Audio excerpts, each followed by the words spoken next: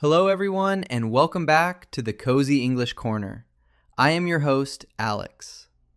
Looking out the window today here in Columbus, Ohio, the sky is completely gray, and we are expecting our first real snow of the season.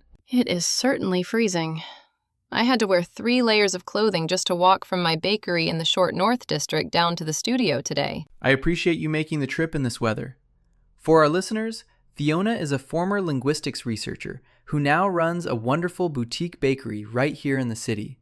She hears everyday English in its most natural form all day long. Thank you, Alex. It is a pleasure to be here.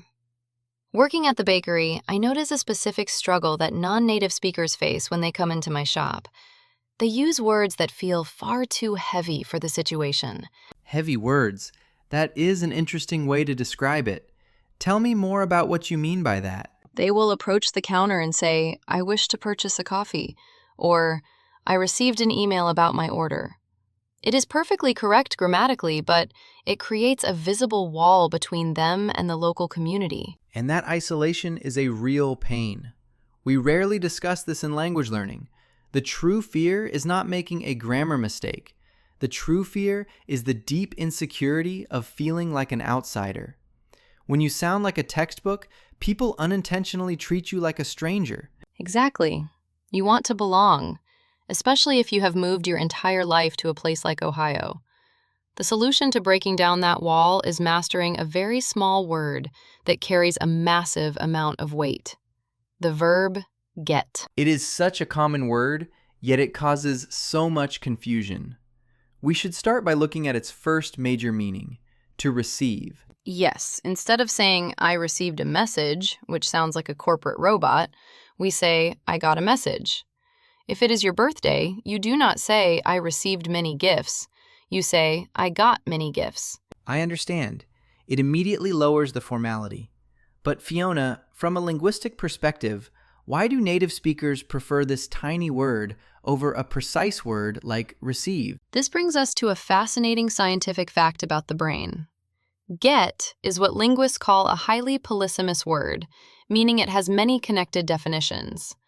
Cognitive studies show that our brains actually process these multi-purpose words faster than specific, formal verbs. Wait, really? So by using a word that has 20 different meanings, we are actually making the conversation easier for the listener to process? Yes, the brain forms flexible neural networks around high-frequency words. It requires less mental energy to interpret "I got an email" than "I received an email." Furthermore, the word get comes from the Old Norse word geta, brought over by the Vikings. It survived for centuries because it was incredibly efficient for trading. That is an incredible piece of history. Efficiency is key. This leads perfectly into the second meaning, which is to buy or obtain something with money. We use this constantly. Absolutely. When customers come into my bakery, the most natural thing they can say is, "Can I get a cappuccino?" or "Let's get some pastries." Saying, "I wish to purchase" sounds like a legal document. But there is a deeper layer here, especially concerning money. Sometimes when we talk about getting things, there's an underlying tension.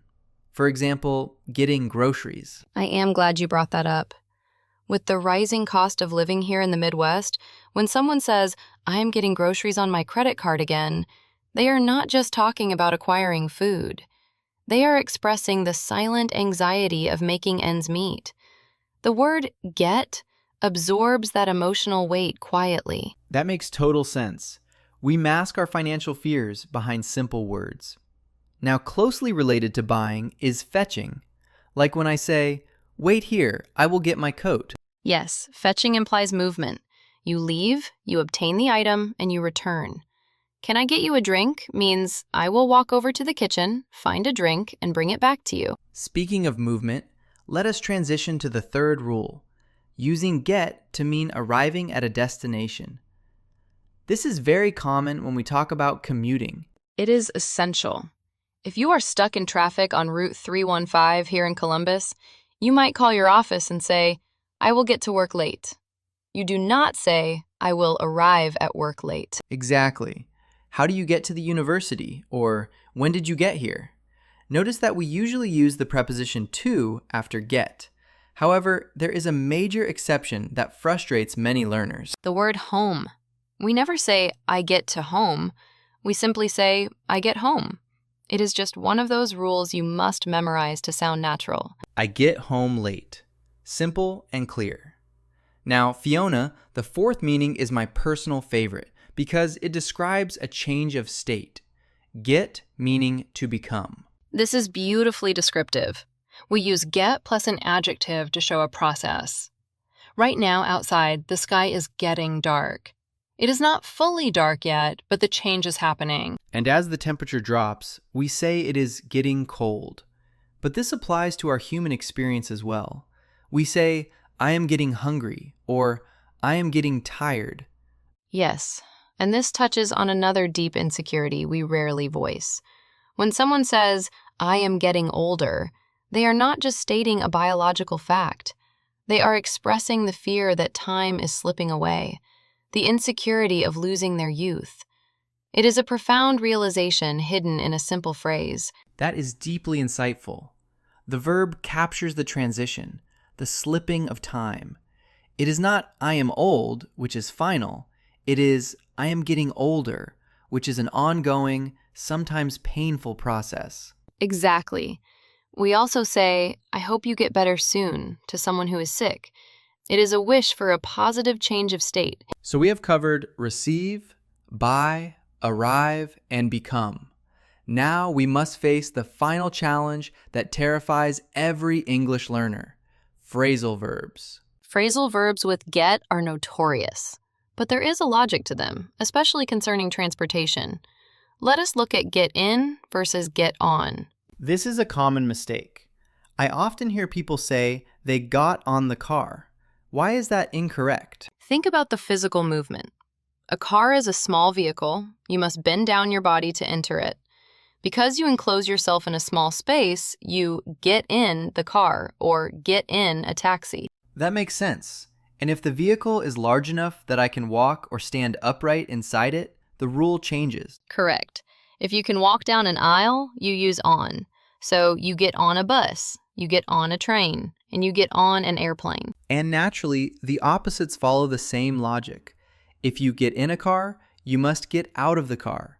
If you get on a bus, you get off the bus. Yes, please do not tell a bus driver to let you get out here. You must say, let me get off here.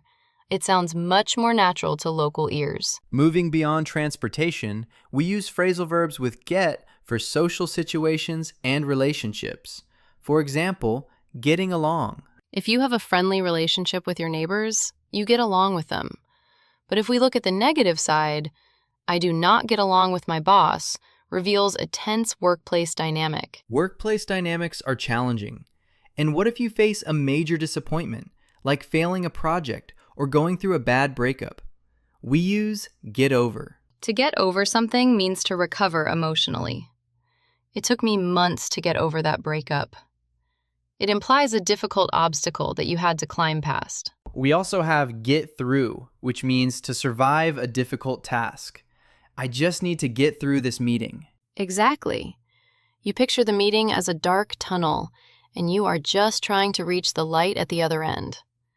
These phrases paint vivid mental pictures. Now, let us move to our final category, the passive voice and life changes. This is where get carries the heaviest emotional weight. In English, we rarely say, he was terminated from his job. We say, he got fired. The use of get here makes the action feel sudden, as if it happened to him outside of his control. That is a profound loss of identity. Getting fired sounds harsh, abrupt. Similarly, we use it for other major status changes like getting married or getting divorced. Yes, it signifies a threshold. Before you were single, now you got married. It is the crossing from one life chapter to another. What about navigating a new environment? When I first moved to Columbus, I had no map and I did not know the streets. You got lost. Getting lost is another passive state. It is a feeling of helplessness. But eventually you adapt. You get used to the new city. Get used to. That is a beautiful phrase. It implies that the struggle is temporary. You might hate waking up at 6 in the morning, but over time, you get used to it. Exactly. I got used to the Ohio winters. It requires patience, just like learning this language requires patience. Fiona, we have covered an incredible amount of information today, from receiving and buying to arriving and changing states. My brain feels quite full, but I hope our listeners realize that this one small word is the magic key to sounding like you truly belong here. It absolutely is. Let us give them a brief summary before we assign some homework. First, receive. I got a gift. Second, buy. I got a coffee. Third, arrive. I got home. Fourth, become. I got hungry. And finally, the phrasal verbs and life changes. It is fascinating how one simple verb carries the entire emotional weight of our daily lives. So, listeners, here is your homework. We want you to write a sentence using get in the comments section below. Try to use a phrasal verb or describe a change of state. We will read your comments and offer corrections. If you found value in this lesson, please hit the like button. It helps our channel grow so we can reach more learners. Share this video with a friend who is studying English. And do not forget to subscribe so you never miss a session in the Cozy English Corner. It has been a wonderful conversation, Alex. Thank you for coming in today, Fiona. Stay warm on your walk back to the bakery. Thank you everyone for watching. See you next time, and goodbye.